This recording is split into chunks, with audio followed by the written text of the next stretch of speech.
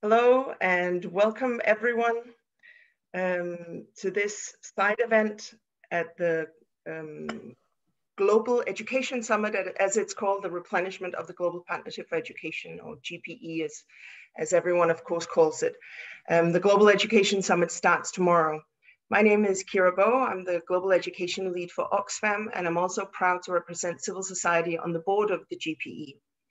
This event is co-organized by Oxfam, ActionAid, Each Rights, which is the East Africa Center for Human Rights, and the Global Initiative for Economic, Social, and Cultural Rights. We encourage you to tweet while watching this event using the hashtags #EducationBeforeProfit, as well as the Global Education Summit hashtag GES2021. You will also see that in the description text on the video. The question we're exploring today is whether privatization of education really is a solution to the massive education challenges that we face today. And we know that education is challenged. Before the pandemic, access, quality, and equity of education was insufficient in many, if not most countries, and educationally already woefully underfunded, both through domestic resources and through aid from donors. And of course, the pandemic has just exacerbated those challenges. So it might be tempting to think that the private sector could be a panacea, but is that the case? Well, at this event, we will hear from experts from around the world who can tell us about their experience and knowledge. But first, we will hear introductory remarks from the Executive Director of Oxfam International, Gabriela Butcher. Ms. Butcher is an experienced social justice leader and deeply committed to gender equality and human rights and to tackling economic inequality. She grew up in Colombia, and prior to joining Oxfam not too long ago, she was the Chief Operating Officer at Plan International and also led Fundación Plan Colombia. So welcome, Gabriela, and we look forward to hearing your introductory remarks. Thank you very much, Kira, and welcome everyone. So this week, the world's eyes are turning to education.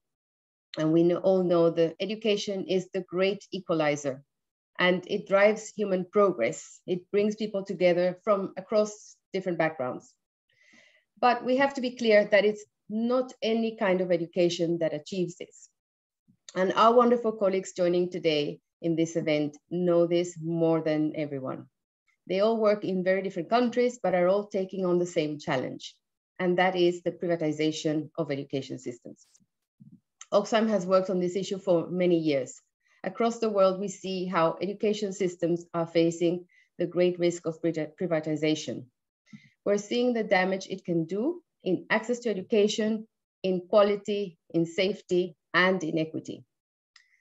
Most of us see children's school and see an opportunity to lift children up, but profit-seeking companies see children's schools and see money to be made. And that should not be a surprise to us. That is their incentive. So I understand the temptation of governments and donors to conclude that public education systems have failed. In many countries, public education systems are weak, and in far too many places, those who lose out are the poorest, the most marginalized, refugees, girls, and children with disabilities. But the answer is not to turn to the private sector. The real answer is to ask how we got to this state. It's to understand the results of decades of underinvestment. The answer is to prioritize the public sector, even when the public coffers are close to empty. So a prosperous public education system is an investment, not a cost. Just think of what a generation of girls and boys coming together, receiving quality public education will do for their countries and their futures. And fundamentally, a prosperous public education system is a political choice. A choice to be made by governments, by donors, and by philanthropists. So we live in a world where a billionaire can just burn their way up to space on a pleasure cruise. And yet we have a hard time finding the time and the priority to find $5 billion to help send children to school. As civil society, as allies of children, we must force those right choices. 2/3 of all developing countries are cutting their education budgets post-COVID. And that's despite the heroic roles of teachers that they have been playing in this pandemic. And also, I think most parents across the world have acutely noticed the importance of teaching once they've had to do it themselves for some time in the last year. So our world is about to make decisions that will have an impact on people's lives for decades to come. So are we going to force austerity on the poorest families and see that tens of millions may never return to school? Oxfam a few years ago compared public education spending and income data for 88 countries and found that in almost 3/4 of these countries, the amount of public spending per child at primary level is more than twice the income per capita for the poorest families. In more than 1/4 of the countries surveyed, it more than quadruples. So we must repeat it again and again. There is no substitute for quality-free public education. A privatized system will never benefit the poorest people. All too often, the poorest will be forced to choose between education and healthcare, or between school or food, or choosing between which child gets to get the future that an education provides. Public education is how we defeat these very cruel false choices. It is how we reach every child. It is how we equalize our world post-pandemic. So back to Kira and to our panel, and thank you. Thank you so much, Gabriela, and thank you for those words. I'm quite excited that we will get to hear from people from various different countries about their experiences, because as Gabriela said, although the geography and the economy of those countries are very different, some of the challenges are similar. So we will now turn to a panel of 3 distinguished speakers, and they will speak on their own context. However, I also want to tell you that there is a joint statement that has come out just today from more than 30 organizations, which is a statement at the Global Education Summit, a call on world leaders to use the billions of dollars in funding that we all hope that will be raised for GPE in support of public education. We are asking them to reinforce GPE support to free public education as part of the new governance structure, to maintain and reinforce the commitment that no public funding goes to commercial providers of and actors in education, and to strengthen the operationalization of human rights in GPE's activities, as well as in member states' educational planning and practices. So this is civil society coming together and making a joint statement. And this is, of course, based on experiences from the ground and from countries where we see these challenges in real life and in action.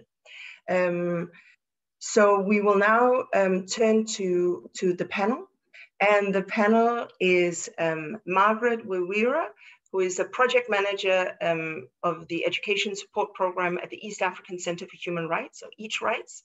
Margaret has been working on these issues for over 6 years now, and is an expert on what is happening in Kenya. And then we have Zakaria Sulemana, who is the Oxfam West Africa Regional Program Advisor on Education. Zach has previously worked on education in Ghana and in Sierra Leone, and is an expert on West Africa. He will speak specifically, though, on the situation in Ghana. And then we have Dominique Steinbrecher. She's a lawyer with Asociación Civil por la Igualdad y la Justicia, which, if my Spanish is not too awful, means the Civil Association for Equality and Justice. So first we will turn to Margaret on the situation in Kenya. And Kenya has for years been on the front line of the struggle of privatization. And Margaret, your organization, EACH Rights, has done some amazing work on this issue. So could you please tell us what the current situation is in Kenya as we stand now? Thank you so much, Kira, and hello, everyone. I'm really happy for this opportunity to be able to share some Kenyan context around privatization of education and the impact this has had and continues to have on the realization of the right to compulsory inclusive quality education.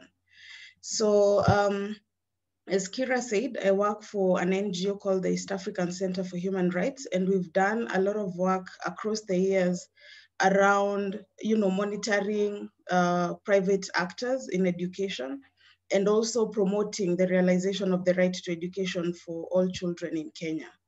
So just a brief context, historically in Kenya, prior to 1990, the number of private schools was negligible. So the 1980s, however, were characterized by reduced public expenditure on education. And this came as a result of the introduction of cost-sharing policies as a result of instigated by the introduction of structural adjustment policies. So one of the visible outcomes around this time was that education sector, with a reduced expenditure in public education, there was reduced access to children who are disadvantaged, and especially girls, and also children from poor backgrounds. So this was also an era that was characterized by widening social and economic disparities, and also evidenced an increase in poverty levels. So the growth of private actors in Kenya continued, and there was a sharp increase in 2003 following the introduction of free primary education. And this was mostly attributed to the massive influx of students into public schools. And also this caused a deterioration in terms of quality because of the overburdened facilities. So other challenges that we've seen with public education system include, low teacher-pupil ratio, unavailability of learning facilities, poor learning environment, and this is especially in urban informal settlements. There are also, with our public education system, there are frequent teacher strikes. There's also high cost, which includes hidden costs and also other additional charges and levies, which keep children from poor backgrounds from being able to access education. So the growth of private actors, or what we call low-fee private schools, and especially in urban informal settlements in Kenya, they serve a big population. Because in these areas, you'll find there aren't sufficient public schools. And so without these schools, these children would otherwise not be attending school at all. So these schools charge a low fee, or what they call low fee, and are able to enhance access to education. So to paint the picture more clearly, the populations that attend these schools live on under $2 a day. Parents often have no choice, and in most cases, they forego other basic needs to be able to send their children to school. So the school structures are nothing to write home about, are usually small, constructed using iron sheets, no playgrounds, poor sanitation, and the quality of learning is questionable. And so most of these schools also hire unqualified teachers. Parental engagement is also very low. And because most parents are not empowered enough to ask the right questions, usually things just fall under the rug. So at the macro level, when you look at it at the national level, some of the reasons behind the existence of these schools include, as I said, the lack of sufficient public schools, and also declining quality, excess demand. So, the many kids not being able to attend the current schools, public schools that are there. And so there's excess demand. And so these schools come up to enhance access. Austerity measures and cost sharing, very limited budget in Kenya that goes towards development of schools. And even as the conversation around GPE and raising funds, it's important also to just call on to world leaders to try and sort of put a lot of budget towards development. And then also favorable policy, which has for a long time supported increase in private sector involvement in Kenya. And also there's a regulatory weakness for regulating what happens in these schools. So as I approach winding up, Kira, when it comes to exploring solutions, and having outlined some of the issues that we have with access to education and the role that private actors have played in this, the reality as we understand it is that, in Kenya, there aren't sufficiently publicly funded schools. And so, some of the solutions that we can call upon, and we've seen some strides by the government. For example, there's a policy that is being developed currently. It's called Registration Guidelines for Basic Education Institutions, just very recent in 2021. And it's meant to streamline registration for all types of schools and will play a huge role in terms of regulating what is happening in all types of schools, including private schools.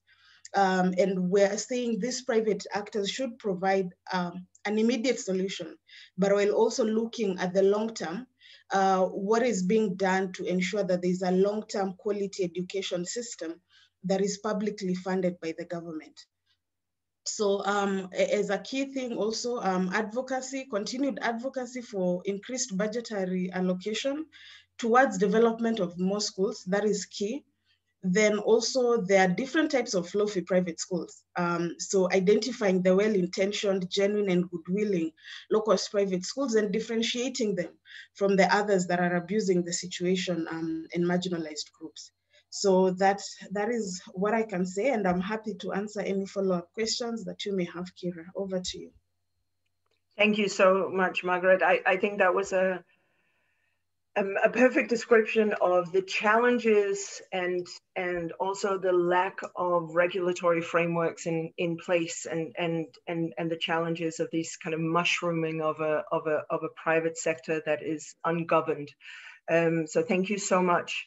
I think this leads us perfectly to Ghana, because Ghana is perhaps not quite as far as Kenya when it comes to this, as I called it, mushrooming of a private sector in education provision.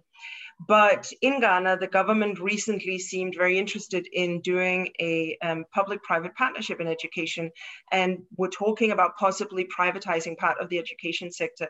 And yet they seem to have dropped that idea, at least for now. Civil society worked to influence this decision. So Zach, I'm wondering if you can tell us more about both what the plans were, how you dealt with this and fought against this, but also what the situation is now and what you foresee happening in the future.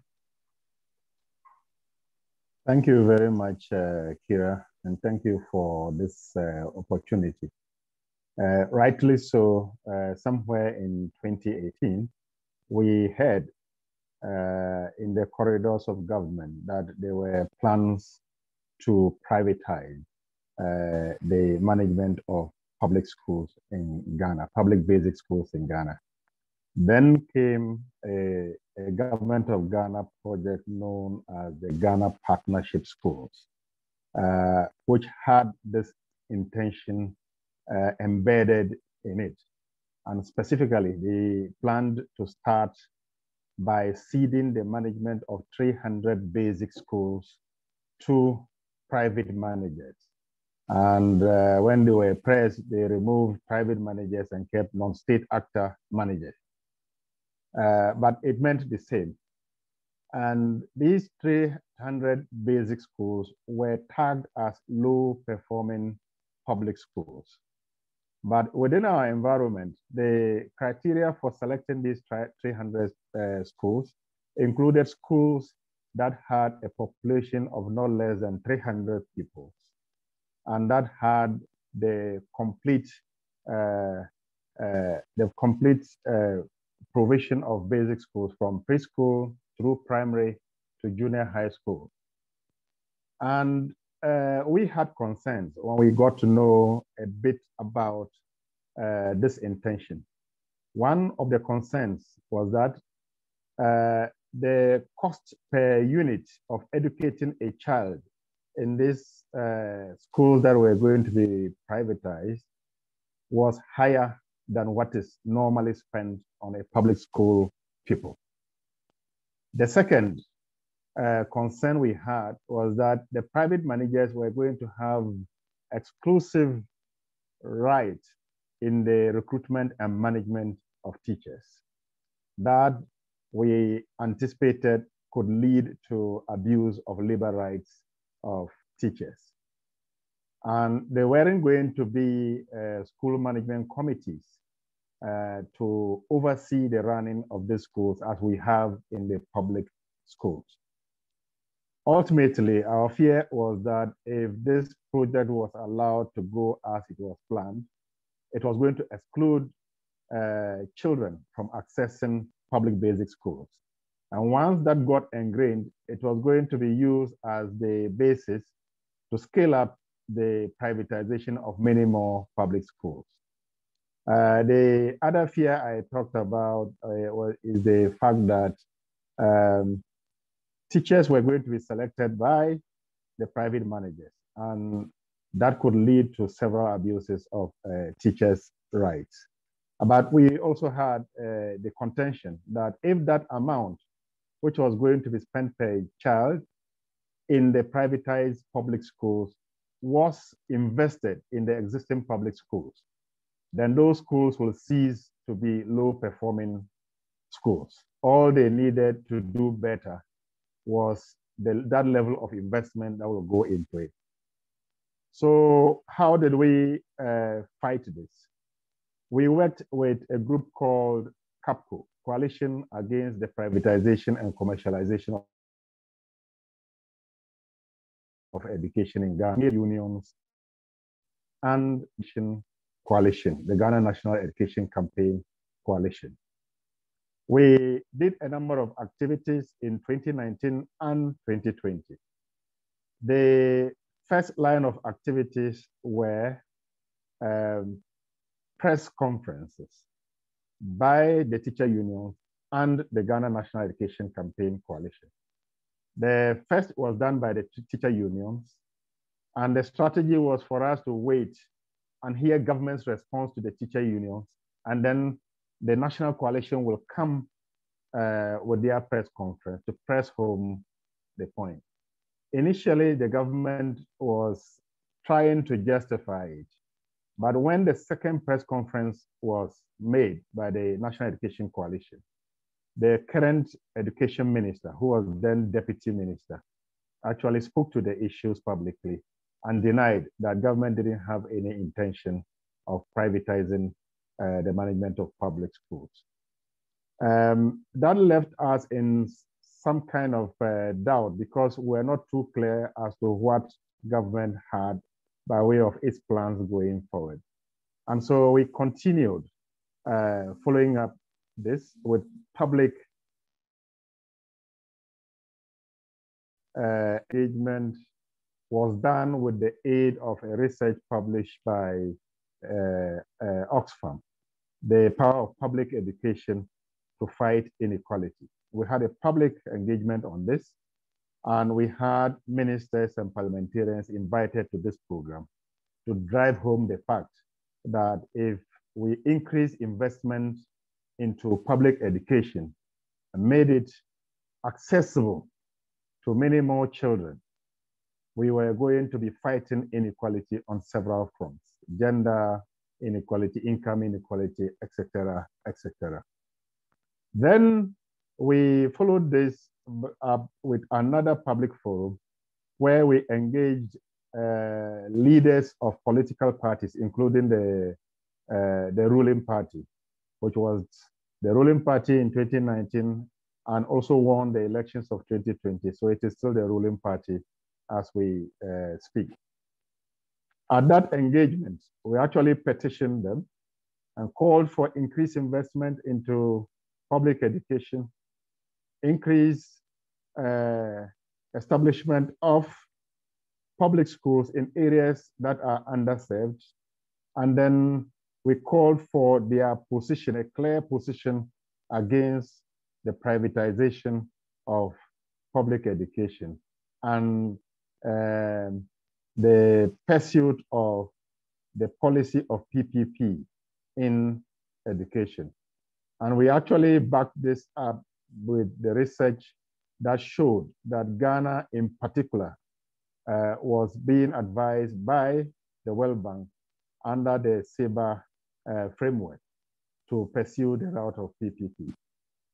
At this forum, all leaders of political parties, including the ruling government, who was represented by the current Minister of Education, made it clear that they will not support any policy of privatization, and that they were all out to make sure that every child in Ghana obtained quality basic education as a matter of right. That is how far we went in 2019, but still unsure about the position of government. In 2020, when it was getting closer to the elections in December, we actually organized a teleconference, a conference that was televised on national television, again with representatives of the two leading political parties, the ruling party and the largest opposition party, to discuss these issues. And at that teleconference, we also again sought for them to renew their commitment that they would not privatize public education. And this was gotten. So as we speak at the moment, we are not aware of any government intention or policy or plan to privatize public education.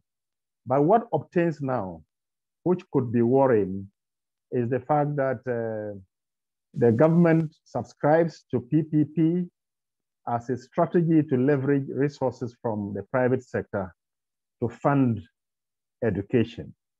What form it will take, we don't know. But what is closest and which we know of is the Education Outcomes Fund, which is being rolled out now to support the scale up of what we call the Complementary Basic Education Program.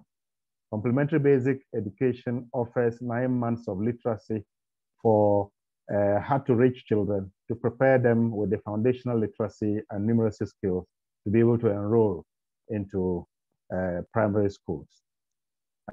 This is being upscaled by government, and they are going to the Education Outcomes Fund. We have raised our concerns about it, and noting that once the funding framework was going to be based on outcomes by providers, it has the potential of excluding people or even compromising quality. We've had assurances that this won't happen, but as we speak, those of us who are against it, ActionAid, Oxfam, Education International, are not privy to what is happening, but we are aware that the process is ongoing. They are working with some civil society groups to take advantage of this fund and then run CBE classes. We are monitoring it to see how it goes, and then we will engage government as when we find it necessary. Thank you very much. Thank you so much, Zach. Apologies. I think it's very interesting to hear the differences between Kenya and Ghana, as well as the similarities, because what Zach is talking about and the challenges that they have been facing and are worried about is very much based in the experience of a country like Kenya. They're worried that Ghana will head in that direction, it sounds like. And certainly I understand that there are worries about equity and about access for all. Which leads us very neatly, thankfully, to Dominique, because part of the challenge that people are experiencing with PPPs and with a privatized model is that children who are sometimes considered perhaps more difficult to teach might be excluded. These could, for instance, be children with disabilities. And obviously this leads to very serious concerns about equity. And Dominique, you've done some interesting exploration or work on this in Argentina. So could you tell us what the experience in Argentina is when it comes to this? Thank you, Kira. Thank you very much for the question and for the opportunity to share our experience. So in Argentina, there is a long-standing tradition on PPPs whose origin is complex, and it many times respond to the historic cooperation and relation between the state and the church. but it has expanded beyond religious communities. And this is with the alleged purpose of supplement insufficient public schools and public provision of education, and to diversify options for families. And this scheme has particularly expanded during the 90s here in Argentina, and works basically through supply side subsidies from the government to private schools that are specifically allocated to the payment of salaries. And although in many cases, subsidies may amount to 100%, schools may charge extra fees to families. And in this scheme, according to the latest information provided by the National Ministry of Education in 2019, almost 70% of regular private schools in the country receive state subsidies, and almost 45% of them are 100% subsidized. And in particular, the scheme is very extended in the city of Buenos Aires, where we focus our work in the Civil Association for Equality and Justice regarding this topic, where there is a long tradition in subsidizing private schools, and resulting in more than 50% of students being enrolled in private schools in the city of Buenos Aires. And of course, this had a particular impact during the pandemic, because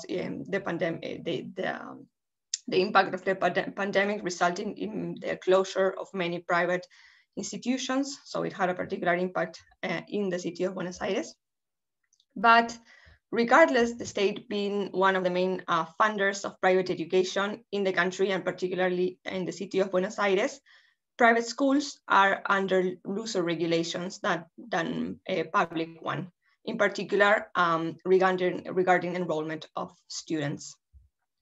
So here in the city of Buenos Aires, while public schools admission process is centralized through a single blind system that is an online application system, private schools still directly control the admission processes, either if they are subsidized or not. And although these institutions are forbidden by law to exercise student selection and reject learners on a discriminatory basis, there is a systematic disregard of this law.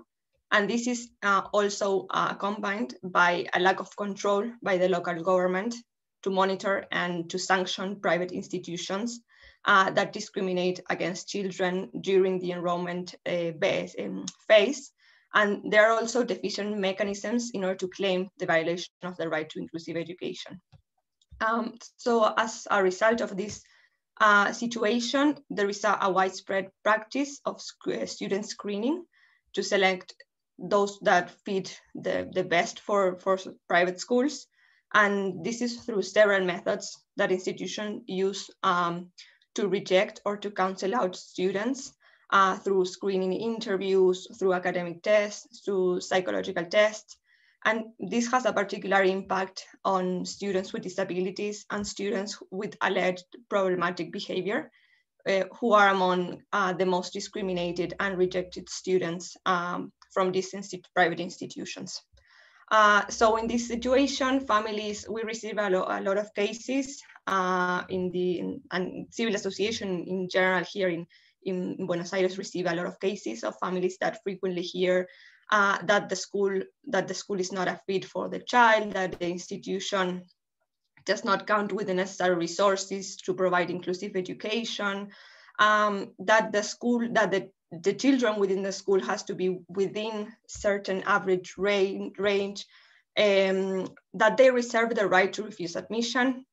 Or here there is also widespread practice to insist on a non-existent quota for included students that is not provided in the legislation.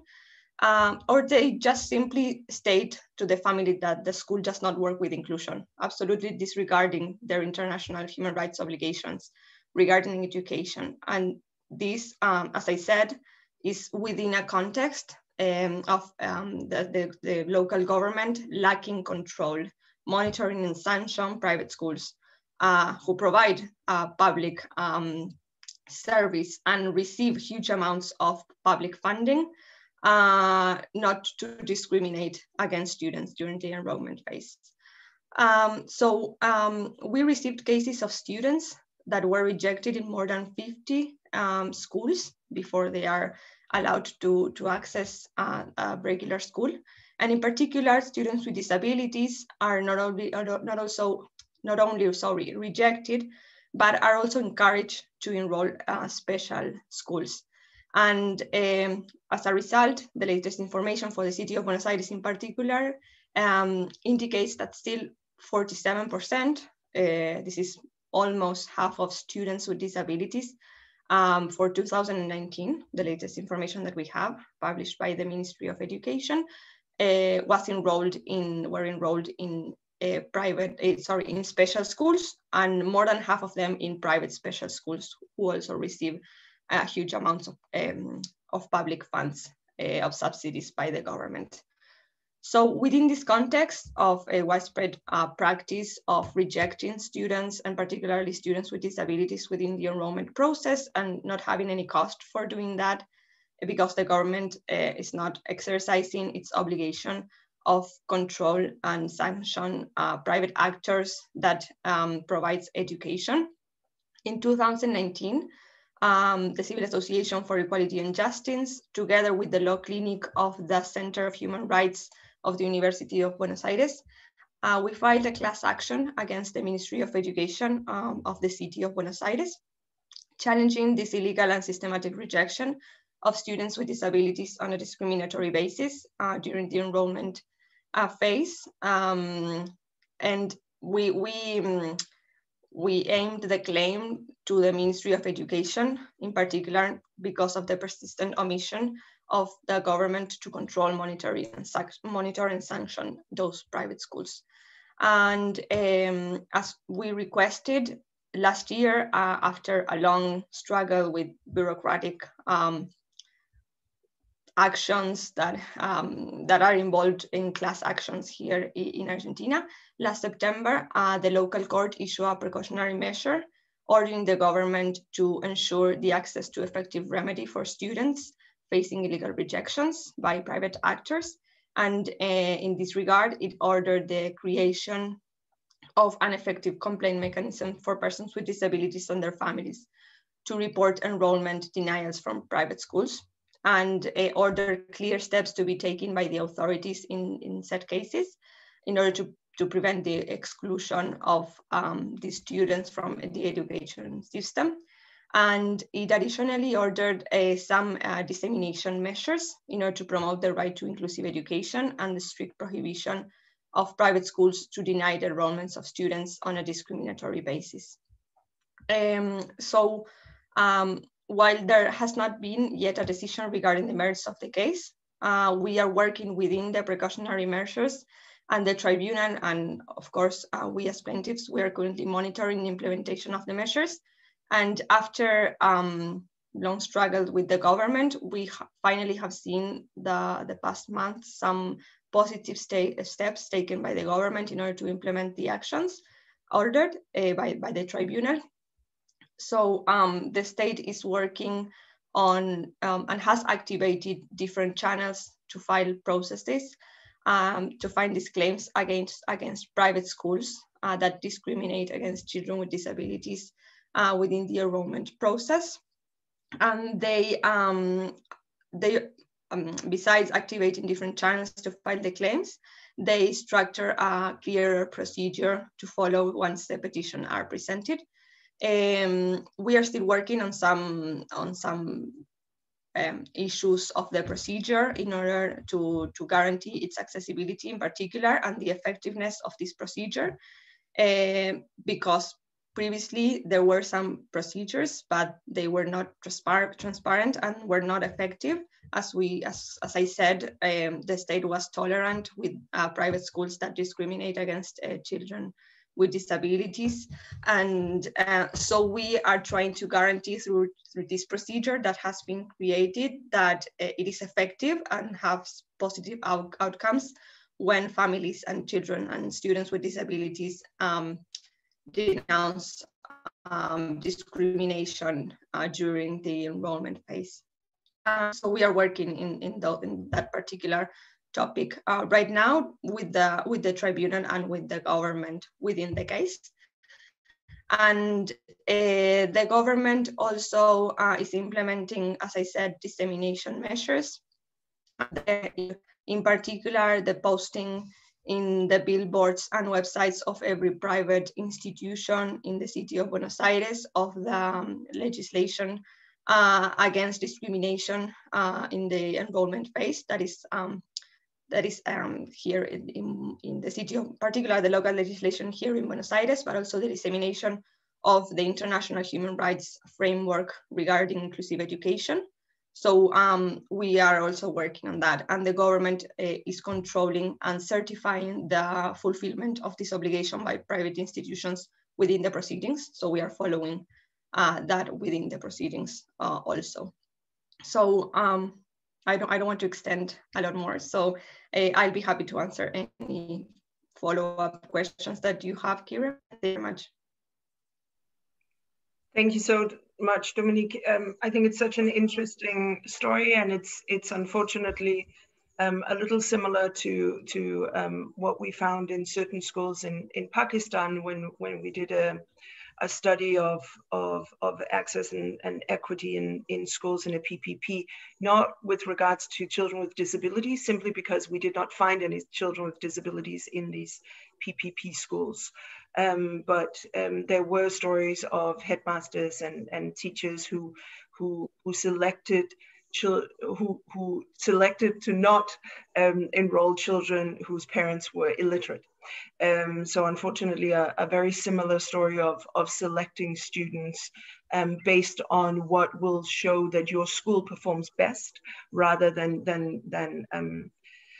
following the right to education for every child, really. So Dominique, obviously you come from a slightly different background than the previous speakers, and your focus has been very much in the legal field. But I'm wondering whether there's some recommendations that you would want to make to other countries when it comes to looking at things like equity and access, and whether there's something perhaps with your legal brain that you can give as a recommendation to those of us who perhaps have a slightly less legal brain, which would, for instance, be me. Thank you, Kira. Well, we are having a pretty good experience with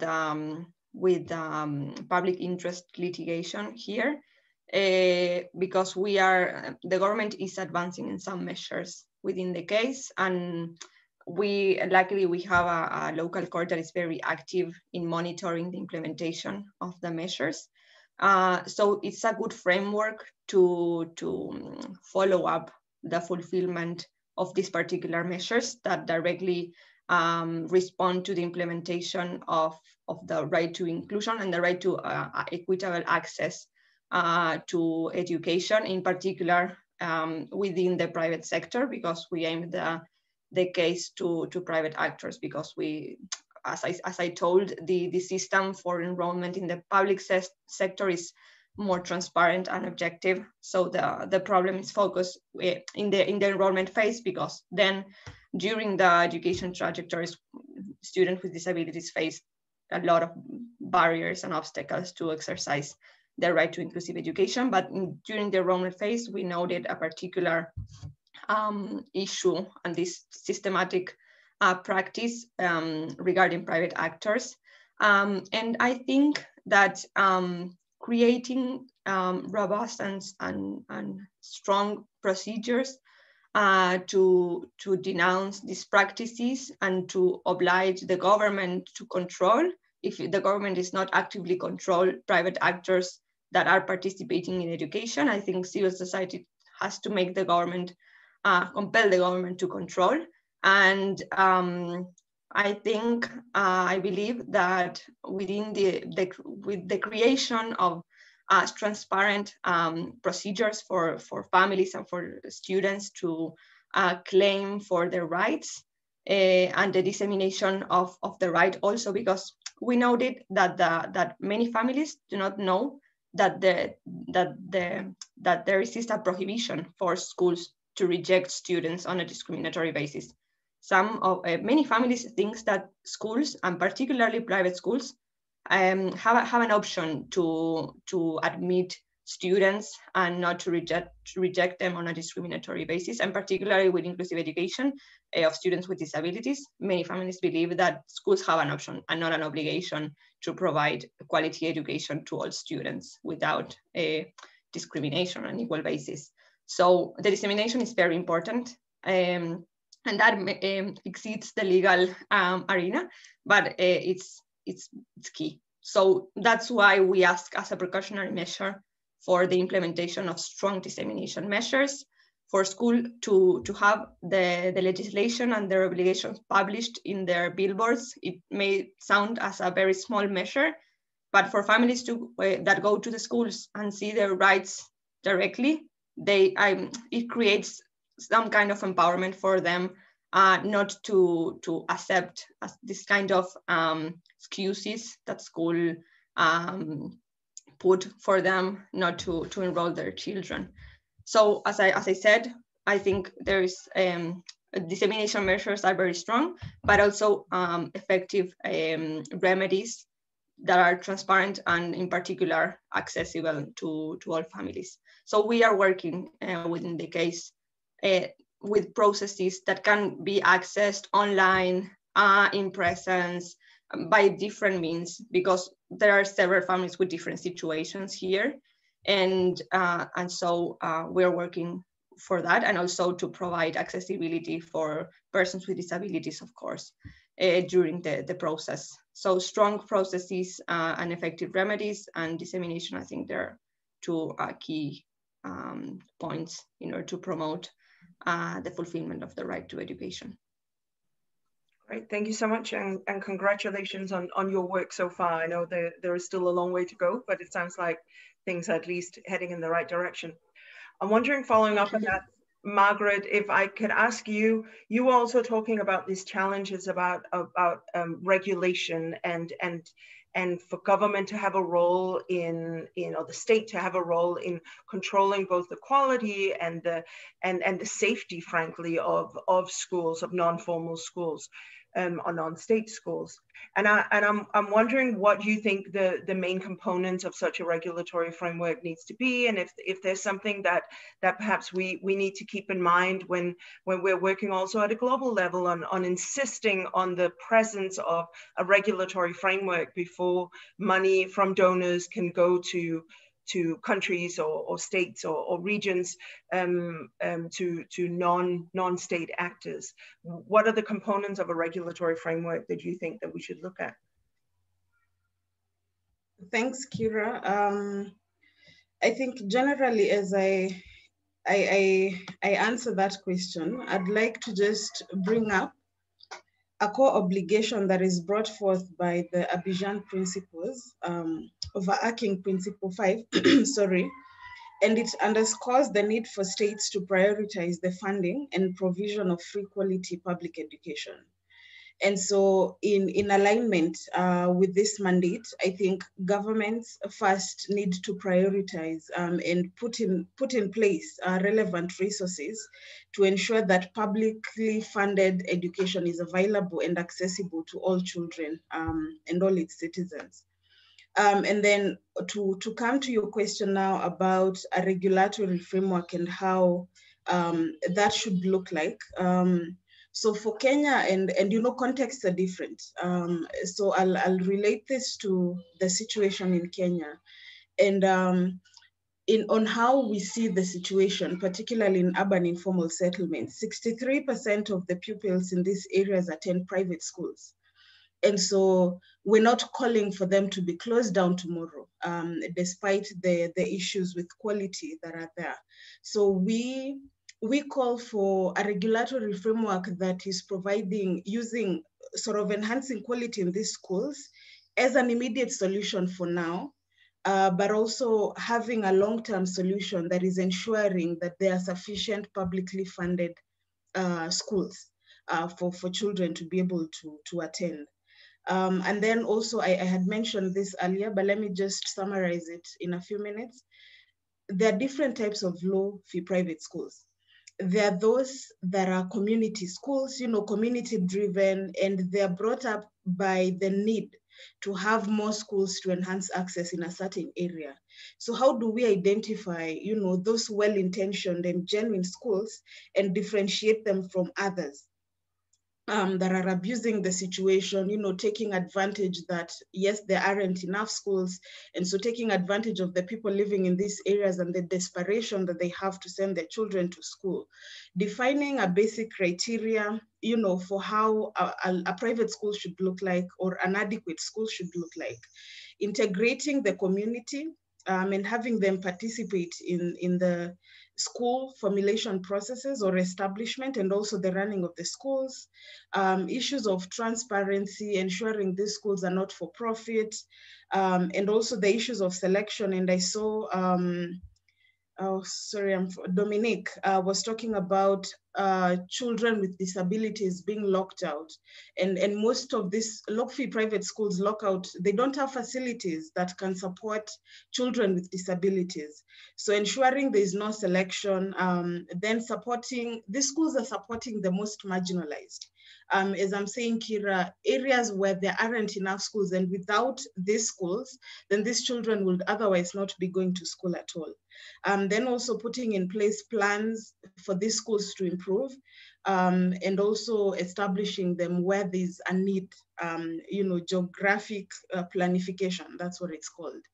And for Kenya, I think most of these issues are being addressed by the new policy that I spoke of, that we're really monitoring closely to see how it goes, because the requirements sort of try to streamline how these schools should look like, and for them to be registered, then the government will know that these schools exist, and they'll know to monitor what's happening in these schools. And then as I wind up, just as a parting shot, education, is very fundamental in fostering sustainable development. And in prioritizing quality education, governments take ownership to improve the lives of its citizens.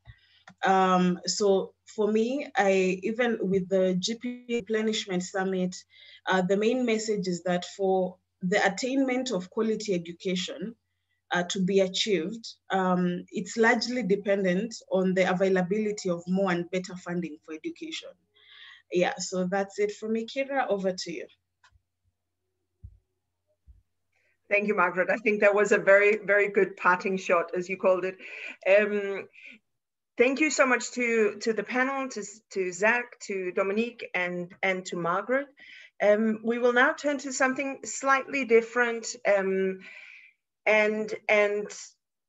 maybe try and start concluding some things from what we've heard. So we'll turn now to Dr. Maria Ron Balsera. I'm hoping that my Spanish pronunciation is at least slightly correct today. Maria is the Tax and Education Alliance Coordinator at ActionAid, but this is an alliance formed by ActionAid, Education International, Global Campaign for Education, and the Global Alliance for Tax Justice and Tax Justice Network. Maria is an experienced researcher on the effects of privatization of education. So Maria, obviously, we understand that there are massive challenges facing public education systems, especially during COVID and post-COVID, though COVID is still very much a current crisis. So having listened to these compelling speakers from countries that might be far apart in terms of geography, but are clearly close in terms of their experience and some of the recommendations that we hear from these speakers.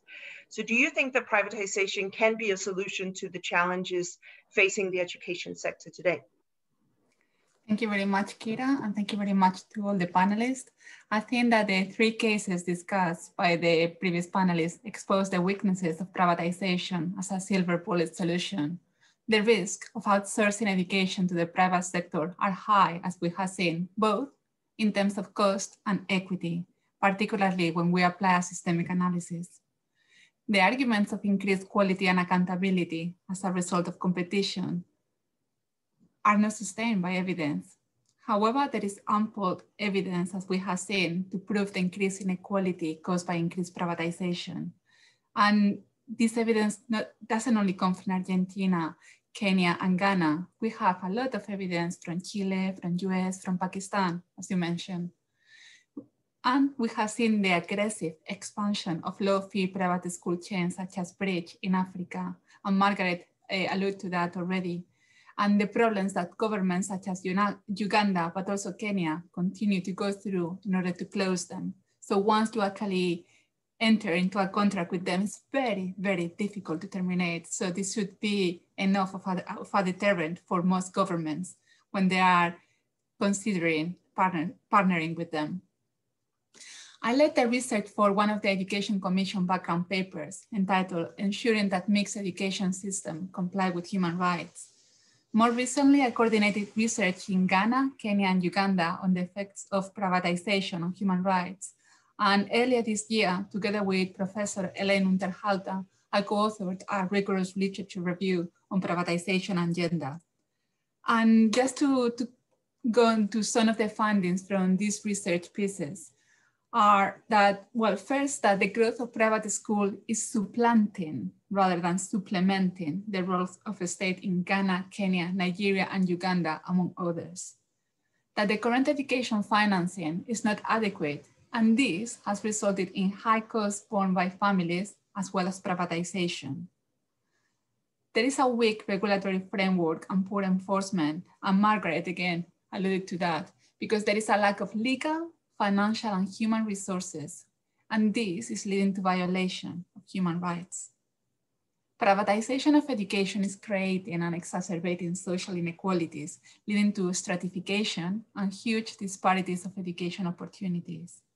As we have seen, particularly in the case of Argentina with Dominique, is that privatization is producing social stratification mainly based on purchasing power, because most of the privatization normally brings some of the fees, so either top-up fees or completely fees that, and as Margaret mentioned before, families have to decide where to spend very little money, the very little money that they have.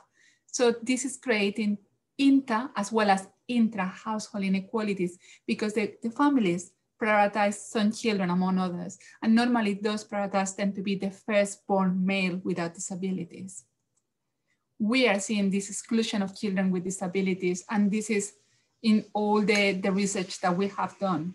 So not only in Argentina, but the Argentinian case has really brought it to life with specific data, as well as we have seen the stigmatization of public schools, where those private schools are mushrooming. We see that the public secondary school and universities are full of privately educated students because they are better at navigating the systems. And the families see private primary school as an investment to be able to then benefit from the free public education at later stages. So this is increasing the inequality gap. So in a way, we can conclude that privatization ideology and education as a commodity go against inclusion and threatens the right to education of children with disabilities and other disadvantaged groups. So tomorrow, on Thursday, when most of the attention will be on the amount raised by GPE, what we should really focus is on where is the money going to be spent, how it is going to be spent. And it is crucial that none of these funds are diverted to for-profit companies, but that they are adequately used to strengthen public education so that it is available, accessible, acceptable, and adaptable. So when the GPE board meets, it should ensure that GPE funding and technical engagement are aligned with the right to education, in particular by fulfilling the right to free, quality, inclusive public education, and specifically to reinforce the GPE support to free public education as part of its process to strengthen the operationalization of its programs, and to maintain and reinforce the commitment that no public funding goes to commercial providers of or actors in education. And this is the main ask from the statement that is public today, and more than 34 organizations have signed up to it so far. So thank you very much for this opportunity. And again, a warning to DCPs and GPE. GPE, first, not to promote privatization. because we see the consequences. And DCPs not to enter into contract and not to give in to this ideology of privatization as the silver bullet solution. We know that in COVID-19, we have great challenges. This has really increased and the funding has decreased. But privatization would only exacerbate these problems. It won't actually solve them. Thank you. Thank you so much, Maria. Now, last but not least, we will hear from Sylvain Aubry, who's the Director of Law and Policy at the Global Initiative for Economic, Social, and Cultural Rights. Sylvain has been leading on research and advocacy on human rights, as well as the role of the state in the delivery of essential services for years now. And Sylvain, it's clear from the previous speakers that private solutions in education are perhaps not solutions at all. At least it's very difficult to get right in terms of access, quality, equity, etc. And it seems that they're very easy to get very, very wrong. So what is the way forward? Can you help guide us in the right direction and see a light at the end of the tunnel?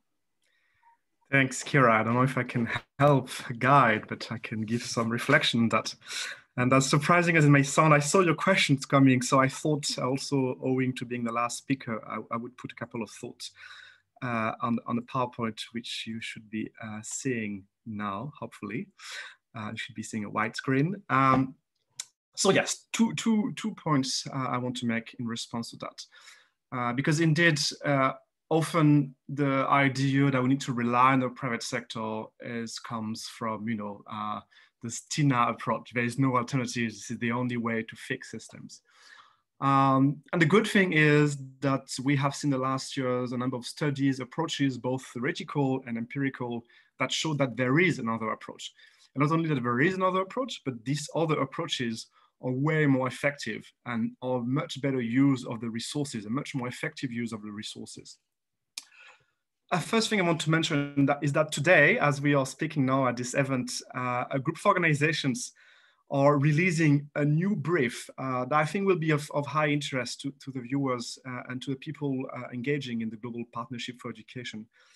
This brief reviews empirically data, concrete data, about how 7 countries or part of countries, local regions in 7 places have managed to make public education work.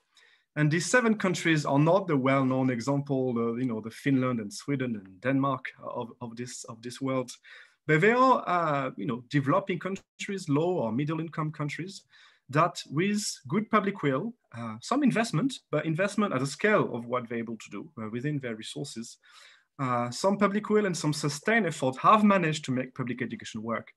And not only have managed to make it work, but have managed to make it much more effective, than the large-scale, complex, and failed management of private sector, as we heard before. So I really encourage you to have a look at the brief. You can see the list of organizations signing at the bottom, including many of us speaking today, so you can find it on any of organizations' websites. And the brief is accompanied by statement, and the brief makes 3 recommendations that I think are relevant in response to your question, Kira. First is, these examples show really concretely, again, I invite you to have a look at the data that is behind it, that public education is the most effective way to build just, inclusive, and sustainable societies. If you want to build good and fair education system, there's just no way around. There's just no more effective way. You can try other things. Private sector can certainly play a complementary role here and there, maybe in the short term, or maybe wherever there's a demand, but it's just not the solution.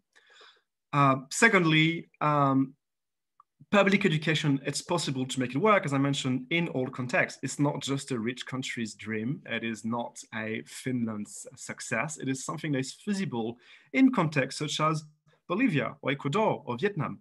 Of course, none of these countries are perfect, none of these case studies are perfect, but they have shown that it is, again, possible to have many features of a good public school.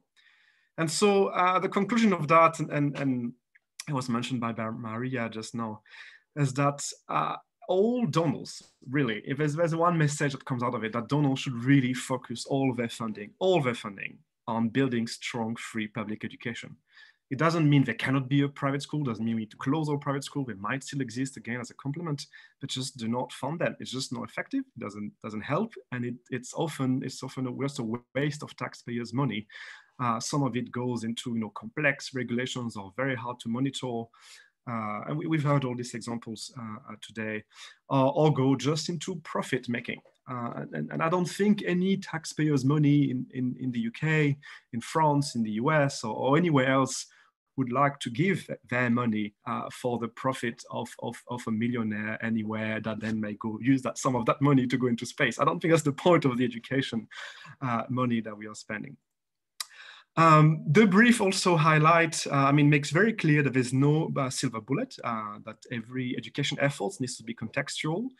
But there are a number of elements that have worked across these 7 case studies that are interesting. Of course, these are 5 elements highlighted there. One of these elements, of course, is that financing is robust, again, within your resources, but it does demand to spend 6% or plus of the GDP over a sustained number of years, and then you will see the results of that.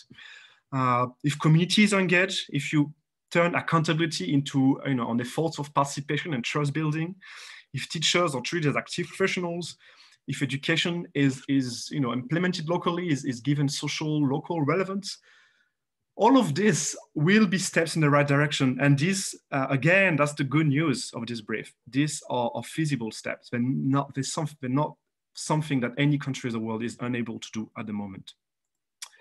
The second point I want to mention, as countries are reflecting about how to improve public education, if they hear us and say, okay, I tried privatization, I heard about the expense in Liberia, I heard it completely failed, lots of kids got kicked out. Okay, but I really want to try something. I know I hear from your brief that public education is a good thing, but how do I go about it? How do I make it work? And I'm a minister of education who is concerned, who is truly committed to the right education. I want to implement and deliver on the right education. How do I do that? And the other good news, the second good news, I guess I'm the last speaker, so I'm the good news speaker. The second good news is that we have a tool I call the Abidjan Principles on the right education.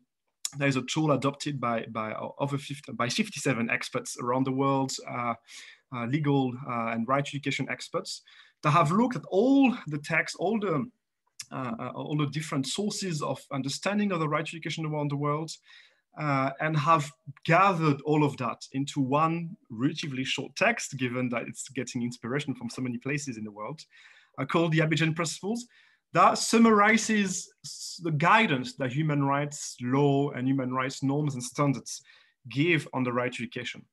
And that is not just a tool for accountability. I mean, it can be, but the Abidjan Principles can also really be a tool that can help states understand how to improve their laws and policies so that they align with the right to education.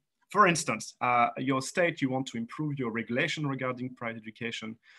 There's a whole guiding principle 55, if I'm not mistaken, that outlines not in detail what you need to do. Of course, that's up to state sovereignty and to parliaments and all the processes you may have. But that outlines a number of aspects to look at, and that will give more guidance. It will help make things easier and more practical and faster and more effective, which is, I think, what we're all concerned about. And Margaret Wawira gave an example earlier of how this can be of relevance in Kenya. So just to mention, these Abidjan Principles have been recognized worldwide by the range of human rights institutions. So we think they have, of course, a lot of validity, including, I should say, a couple of weeks ago, again, the United Nations Human Rights Council voted a resolution by consensus that has been endorsed by a range of countries around the world, including countries such as the USA. And this resolution does a number of things, recalls the importance to invest in public education, recognizes, takes note of the Abidjan Principles as a tool that can help states.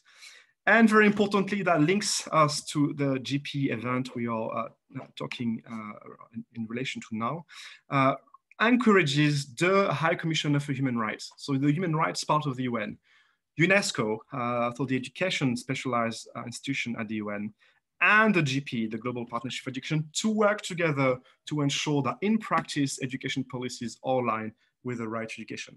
And we think this is possibly a very important step. Having these institutions working together could be a very important way move from the rhetoric of saying we are committed to the right to education to try to put it into practice. And this is my last point in support to that dynamic. A group of 30 plus, over 30, 35, I think, organizations are releasing just right now, as well as we are speaking, a statement encouraging the GP and GP member states and partners to focus their investment, the money that will be raised, hopefully the billions of dollars that we hope will be raised in the next couple of days for the GP, to really focus them on the most effective way, the most efficient way to deliver on fair quality education for all in the next 3 years, that is on public education. So you can find again the statement on our various websites. So there are 3 calls I would like to outline. As I said, one is to invest the money in public education. Secondly, maintain the ban on spending any of this money for commercial actors. And again, we don't want to use GP's money to go for anyone's profit. And lastly, there's the organizations, the signatories also are calling on the GP to try to step up. The GP has been making efforts in the last few months to really incorporate better human rights into its activities, and we step up this effort, strengthen this effort, so that the right to education really is translated from a general commitment to a practical tool that we really believe will help governments deliver on their right to education commitment and on the SDG 4. So I hope this responds to your question, Kira. Thank you so much, Sylvain. I think that was an excellent way forward you guided us on. And you will also find, if you're interested in these documents, you will also find the links to them in the description below this video. So you can go and read further on both the Abidjan Principles as well as these different statements that have come out recently. So in conclusion, I've been asked to say just a few reflections to close us out. Part of the reason why civil society is so passionate about this GP replenishment is, one, that education is ridiculously underfunded. And while increasing money to education is not a guarantee that it will be good quality, it will be impossible to provide good quality, inclusive, equitable education without an increase in funding, especially with COVID still meaning that in many countries schools are closed or have been closed for more than a year. So the increase in funding is important. GPE also has a strategy that makes it clear that money cannot go to commercial for-profit providers of basic education services.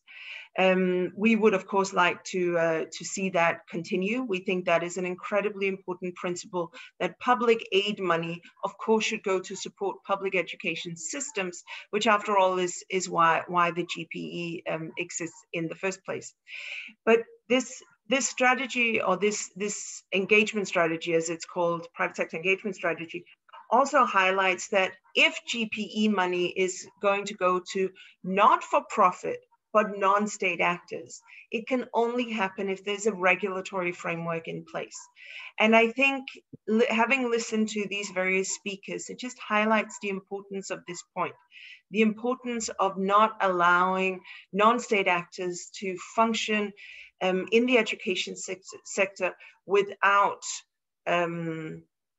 oversight, without regulation, or with different regulations and oversight than the public sector. And let's not kid ourselves that having poor quality public education is a natural state of affairs. It is a political choice.